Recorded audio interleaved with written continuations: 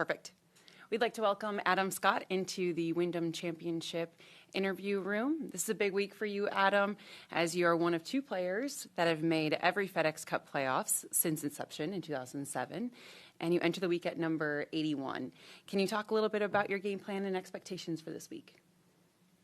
Yeah, well, I feel like my game is good, so my game plan is to go out there and really focus. Sometimes when you're up against it like this, there's only really one outcome. It's like qualifying for a tournament, except this is kind of a 4-day qualifier for me. So sometimes that can really help you kind of intensify your focus and get the job done. I've been in similar positions before, kind of made a run last year through the playoffs, and hopefully I can do that again. You just wrapped up your Pro-Am. Can you talk a little bit about the course? The course is looking good. The greens are fairly firm, actually. Seems like they're going to be the challenging part this week. I really like this golf course. You have to play good, hit good golf shots to get good results, and with the greens firm, even more so. And they're sneaky fast. It's a classic old-style golf course that just requires good, solid golf. We'll go right here. You're one of 3 former number 1 players in the world in this field. I know this is going back in time a little bit, but back to 2014, how awesome was that feeling and being number 1 in the world, and since Norman did it, and what was that like? It's a big moment for sure to know that you are the best player in the world. It's childhood dreams come true. They were my dreams as a kid, watching Norman be number 1 and wanting to aspire to that myself, and then the reality of turning pro a couple years after Tiger Woods, and really felt like for a decade that dream was gone and not even possible. But timing ended up working out for me, and I played my best golf a little later into my career and managed to find myself at number 1. And I was 7 or 8 weeks as number 1 in the world, and I won a tournament as number 1 in the world. And, it's a really fun time to look back on, and also to see like a few years of good play that it took to get there. It wasn't just overnight. And what's the difference of the Adam Scott 2014 number 1 in the world to today? Is it only like this? Is it just not that much?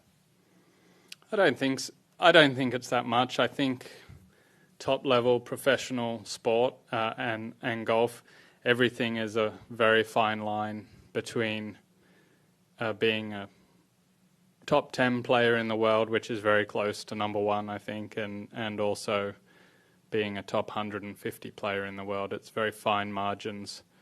One better round of golf this year, and I'd find myself well inside the FedEx Cup line at the moment, at the right time. That's how small a margin it is over a season, just one round that is a few shots better. So I think overall, though, the difference between me then and now is I'm better in some areas and a little less consistent in other areas, and that's maybe with just life coming into play as well. Right back here to Helen. When you're faced with a challenge like this, does it help to come to a golf course where you've had some, positive success? I feel like I've had a good result here in the past, but it's also a course I really like the look of, so that's a nice feeling when you stand up on most of the tees and you can really see the shot you want to hit down the fairway.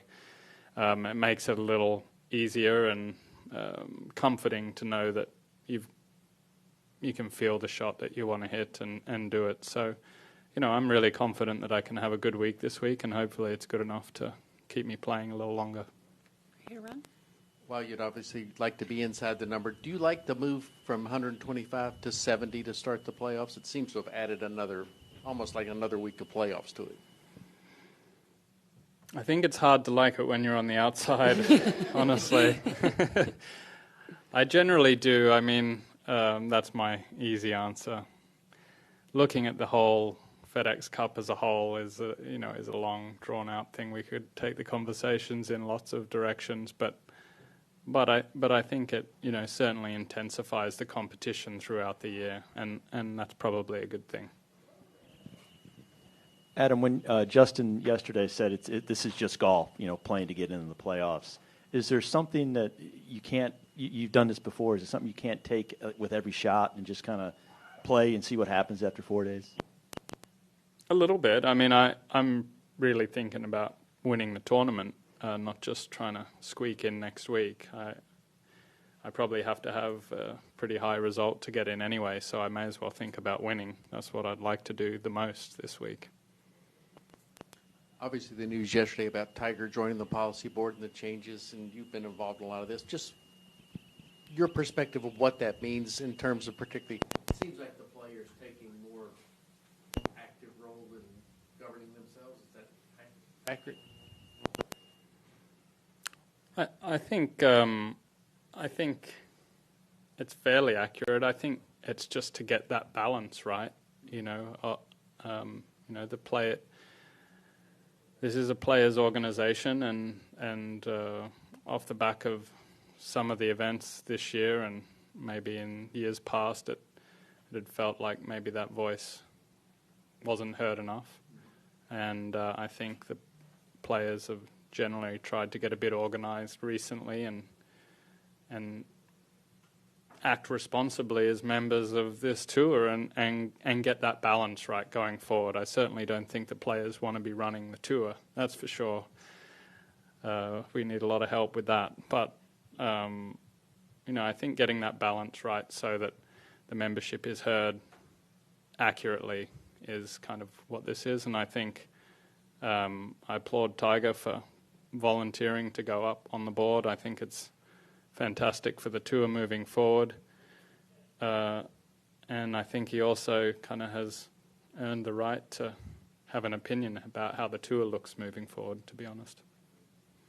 Any additional questions? Good luck this week, Adam. Yeah, thank you.